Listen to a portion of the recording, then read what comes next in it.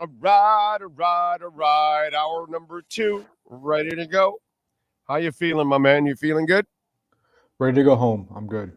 It's snowing Ready. here in Milwaukee on October 31st. That is my date of birth. I got to the party. No, I did the Smurf. Okay. All right. Yeah, It is what it is. So you got your snowshoes? I do not. No, I'm a Miamian. I just come. I go. I That's deal it. with the cold in my thin jacket, and I leave. All right. So I'm gonna ask you a very uncomfortable question. Okay. Okay. Because I was, I'm the old man. Okay. And Okay. I was just talking about watching Larry Bird and Dr. J try to strangle each other. Do you know anything about that? You know that Uh, picture that Dr. J and and and, I think and I've Bird seen it. I feel like seen it. yeah. I think I've seen it. Yeah. Do you know when that happened? No. That happened in a November game. Do you know? Because when I used to watch the 80s and 90s basketball, maybe even early 2000s a little bit, they played hard. They actually gave a shit. Right. They actually talked up games in November and December, and the players gave a shit about them, and they tried and they worked hard. Nowadays, it just doesn't seem like the Heat organization and the players really give a shit about the regular season. Jimmy Butler's taking off a game, the third game of the season, the first back to back. He takes off. Bam is off. Last night, Jimmy played the first half like he wasn't even trying, to be quite honest. And he finished the game with 11 shots. And Right. you know, it just, it, it's, it's hard to sell something to people when if you want them to passionately care about your team, how do you expect a fan base to passionately care about a team when the team and the players itself doesn't passionately give a shit about the regular season? Yeah. No. I think the team. I think the organization cares about the regular season, and I think most players do. But the problem is with a season like last season, when that happens, right, and you're the 8th seed and you make it to the NBA Finals, right or wrong, it kind of devalues the regular season and kind of puts more of an importance on, okay, let's stay healthy for the playoffs. Let's be fresh. Let's not play Okay. on a bunch of back-to-backs because we need Jimmy to be Michael Jordan in the playoffs. We know what he can do in the playoffs if he's rested and he's healthy, Well, and you play the long game. Is it a smart move?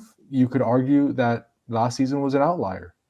That the Heat should not put themselves back in that position. I don't think they want to be in that position. But the truth of the matter is, like, you look at every sport, the Diamondbacks in baseball, like, it doesn't matter where you end up for the most part in the playoffs. If you're healthy and you believe you have a team that can compete with anybody, you're going to end up going far in the postseason. So the NBA wants the regular season to matter, and I think it does matter. But I just don't think. I think there are some teams that feel like as long as we get to the playoffs, like the Heat do, because they've proven it the last 4 years, and yeah, we're healthy, then we'll be okay. yeah, yeah. But then don't talk up these games. You know what I mean? Like I'm watching people either write or talk. Oh yeah, Damian Lillard, the Right. matchup, Well, the last revenge. night mattered to Tyler Hero. Last night Huh? mattered to Tyler Hero. You could tell last night mattered to Tyler Tyler Hero. Hero's the only one that's been shitted on the entire offseason. Right. So now that he's been shitted on the entire offseason, he's pissed. So he wants to kind of make his mark now. And I get it. God bless him. He was the only reason to watch the damn game last night, to be Right. quite honest. There was no other reason to watch that stupid game last night. I moved it to the side and I ended up watching that silly, terrible football game, dude. And I thought I was going to watch a Heat Bucks game and say, all right, let's see if they were going to try, all that. And I saw Jimmy coast in that first half, and I was like, bro, this is just like it's hard for me to care about what's going on or really want to just get into it when I know the players aren't into it. You know what I mean? And let's move on to this. Yeah. Then you see the trade what happened last night with James Harden. And you're like, he stuck to his guns and he got what he wanted. And the other guy did not stick to his guns, and he says, well, I wanted to go to Miami, but they traded me here. Oh, well, you know, Yeah, I think it's you just could. like the whole Damian Lillard mess, and then you watch this team, and they don't give a shit about the regular season, and it's like, You could say that, but I think the James Harden and Damian Lillard situation was different from this standpoint of there was just more interest for Damian Lillard around the league. Like James Harden, at this point of his career, there just weren't that many teams that were willing to take him on, especially as a 1-year rental at that salary. You can still force it, bro. Well, you can still force it. I don't think the Clippers are the only team that were interested, but I do think that there were probably more teams interested in Damian Lillard, right? I mean, you would agree with that?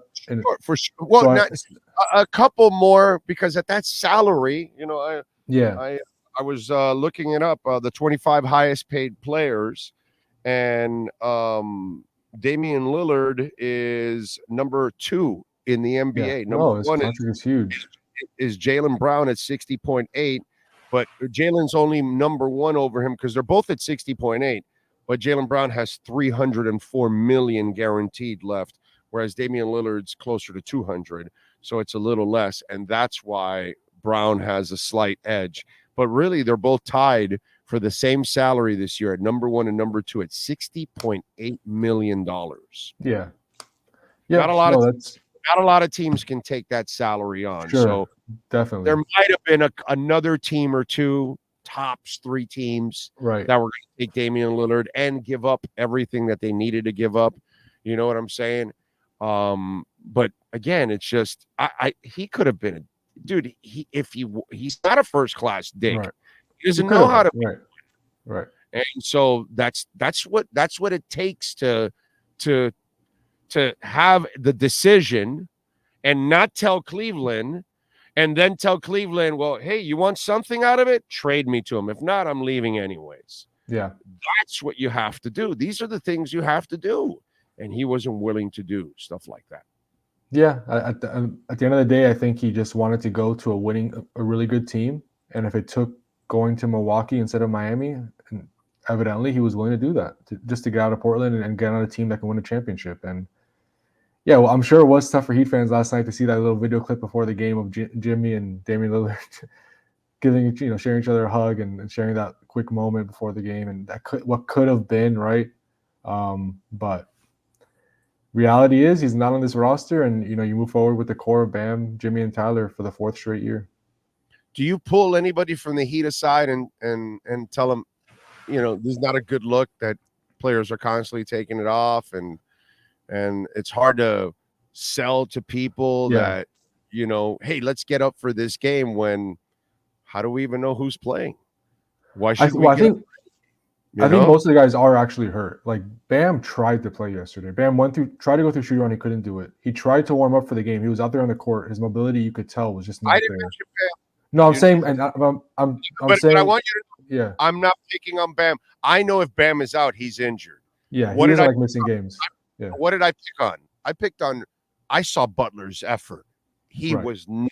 Was he trying yesterday in the first half? You know what? I think he was trying. My question is he in regular season shape? Because a lot of his shots are short. He didn't play in the preseason. It just seems like he's not.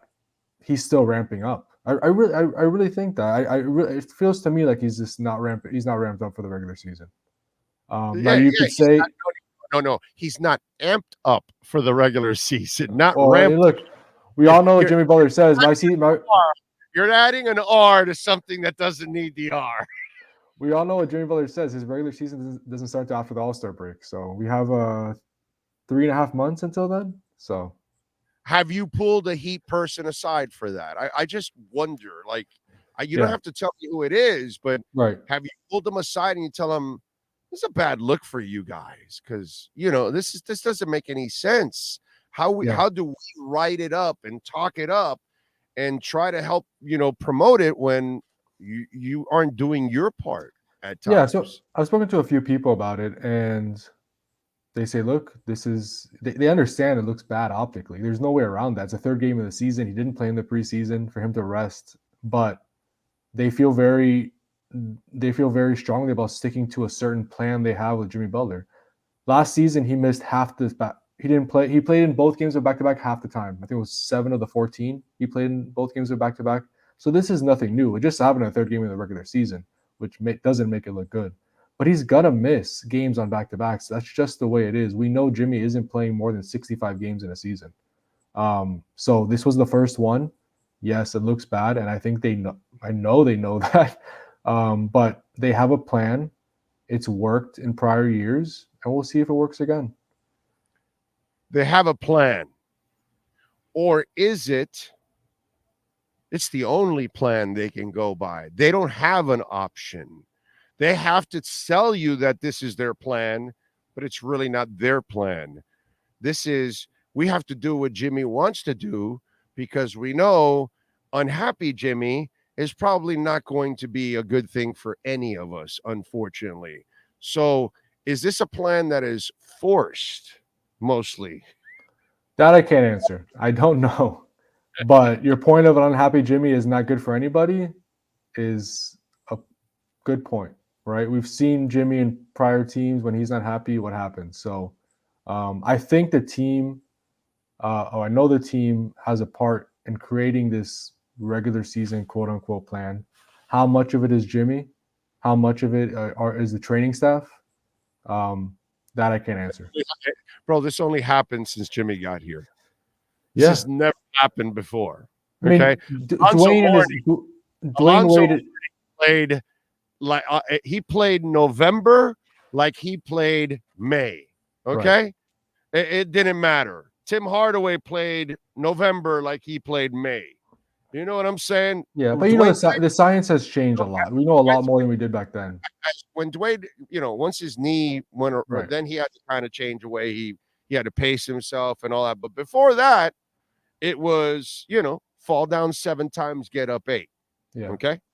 And so this only started with one player, really, that has influenced this whole way of life that the Heat have not taken the regular season serious anymore.